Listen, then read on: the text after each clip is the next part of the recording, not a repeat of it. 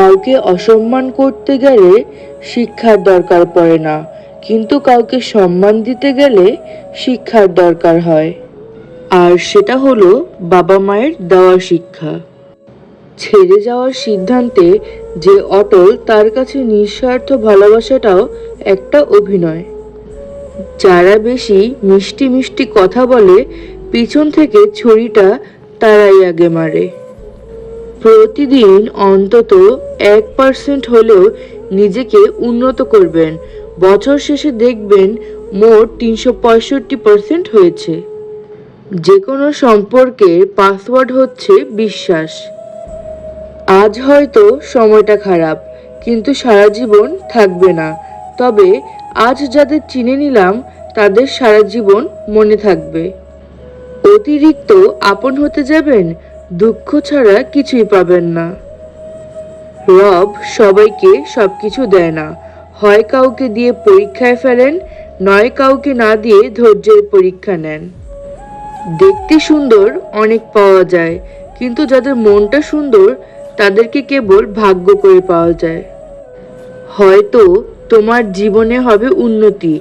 অবহেলা থেকে মানুষ অনেক কিছুই শিখতে পারে। অবহেলায় মানুষের জ্ঞান শক্তি বৃদ্ধি হয়। অবহেলা মানুষের ঘুমন্ত মস্তিষ্ককে জাগ্রত করে দেয়। কাউকে যতই কাছ থেকে চেনো না কেন, মন খুলে সব কথা কখনোই বলো না। মনে রেখো, এই যুগে বিশ্বাসের মর্যাদা কেউই রাখে না। জীবনে যদি বারবার পড়ে যান, তবে পথটাকে বদলান, স্বপ্নটাকে নয়। কারণ একটা গাছ তার পাতা বদলায়, জায়গা নয়। মনোবিজ্ঞানীরা বলেন, কেউ যদি তুচ্ছ বিষয়েও অনেক হাসেন, তবে সে ভেতর থেকে খুবই একা। যদি কেউ অতিরিক্ত ঘুমায়, তাহলে সে অসুখী।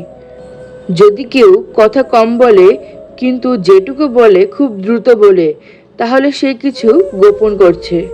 যে কাঁদতে পারে না, সে দুর্বল প্রকৃতির। যদি কেউ অস্বাভাবিকভাবে খাবার খায়, তাহলে সে কোনো মানসিক চাপে আছে। যদি কেউ একটুতেই কেঁদে ফেলে, তার মানে সে নিরীহ এবং কোমল হৃদয়ের। যদি কেউ ছোটখাটো বিষয়ে রেগে যায়, তার মানে তার ভালোবাসার দরকার। কথা বলতে যতটুকু যোগ্যতা লাগে, নীরবতা অবলম্বন করার জন্য এর চেয়ে অনেক বেশি যোগ্যতা লাগে।